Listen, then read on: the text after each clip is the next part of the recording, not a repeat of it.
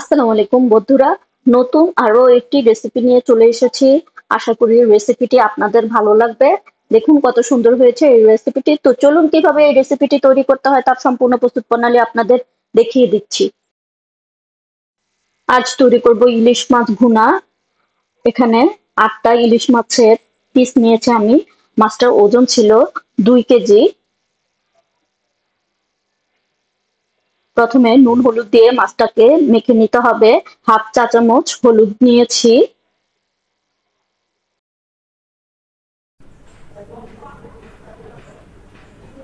1 চা চামচ লবণ দিয়ে দিচ্ছি।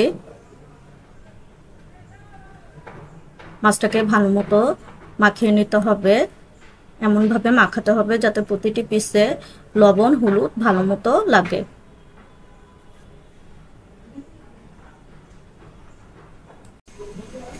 মাছ ভাজার জন্য চুলায় একটি ফ্রাই প্যান বসিয়ে দিয়েছি। যাতে 3 টেবিল চামচ তেল দিয়ে দিলাম। তেল গরম হওয়া পর্যন্ত অপেক্ষা করতে হবে।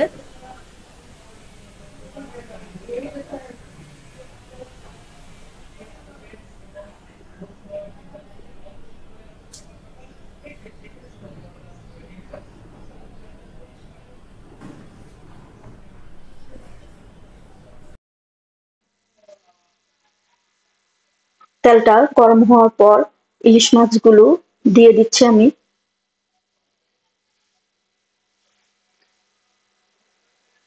আরেকটা কথা এখানে বলে রাখি, ইলিশ মাছ কিন্তু বেশিক্ষণ ভাজতে হয় না। বাস অল্প সামান্য সময়, ধরুন 2 থেকে 3 মিনিট ভাজলেই যথেষ্ট।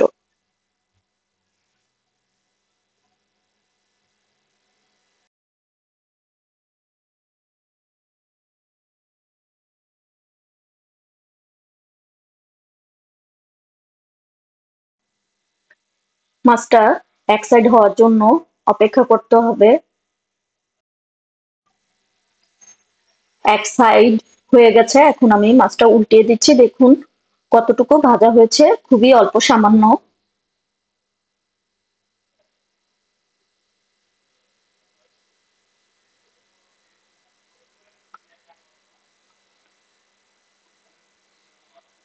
অপর সাইড হয়ে গেলে তুলে নিব মাছটা।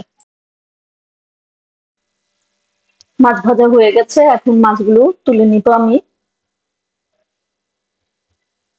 দেখুন মাছ থেকে কত তেল উঠেছে।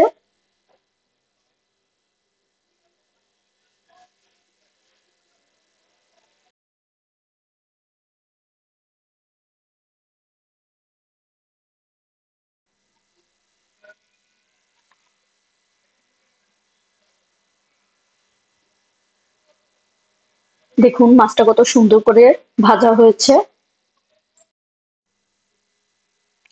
চুলায় একটি কড়াই বসিয়ে দিয়েছি। মাছ ভাজার তেলগুলো দিয়েছি, সাথে অল্প সামান্য তেল দিয়ে দিচ্ছি। এখন 6টা পেঁয়াজ কুচি এখানে দিচ্ছি। ভুনা মাছ অথবা ভুনা যে কোনো জিনিস তৈরি করতে হলে তেলটা একটু বেশি দিতে হবে, তা না হলে কিন্তু খেতে ভালো লাগে না। আর পেঁয়াজটা বাদামি করে ভেজে নিতে হবে। পেঁয়াজটা বাদামি ভাজা হয়ে গেছে, এখন 1 মগ পানি দিয়ে দিচ্ছি। আপনারা চাইলে এর চাইতে একটু বেশি দিতে পারেন। এখন একটু নাড়াচাড়া করে দিচ্ছি। এখন মশলাগুলো দিয়ে দিব। হাফ চা চামচ হলুদের গুঁড়ো, হাফ চা চামচের একটু কম মরিচের গুঁড়ো। মরিচের গুঁড়ো গুলো অনেক ঝালের জন্য কম দিয়েছি। টালা জিরার গুঁড়ো হাফ চা চামচ, ধনের গুঁড়ো হাফ চা চামচ, 3 চা চামচ পেঁয়াজ বাটা। এখন ভালো মতো নাড়াচাড়া দিয়ে দিব। এখন নাড়াচাড়া দিয়ে দিচ্ছি। এখানে কিন্তু এখন আমি লবণ দেই নাই, কারণ এখন যদি লবণ দেওয়া হয় তাহলে পেঁয়াজগুলো গলে যাবে, তাহলে খেতে মজা লাগবে না। মাছটা এখন দিয়ে দিচ্ছি। হালকা সামান্য একটু ফুটার পর মাছগুলো দিয়ে দিলাম। এখন একটু নাড়াচাড়া করে দিব। হতে থাকুক এটা।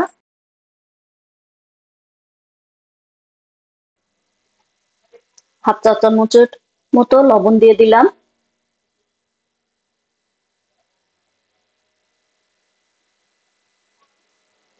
দেখুন কত সুন্দর হয়েছে, মাছটা কিন্তু হয়ে গেছে।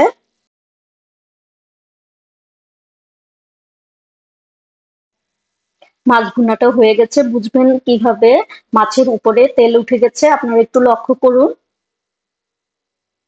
দেখুন কত সুন্দর হয়েছে দেখতে। চলুন এখন আপনাদেরকে পরিবেশন করে দেখাচ্ছি।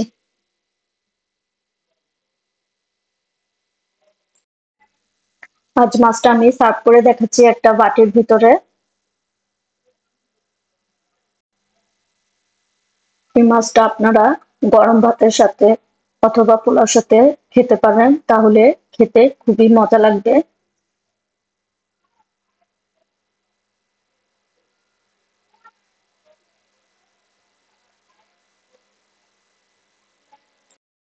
ভিডিওটি যদি ভালো লেগে থাকে তাহলে আমার চ্যানেলটি সাবস্ক্রাইব করবেন, লাইক, কমেন্টস এবং শেয়ার করে আমার পাশে থাকবেন। আপনারা সবাই ভালো থাকবেন। আল্লাহ হাফেজ।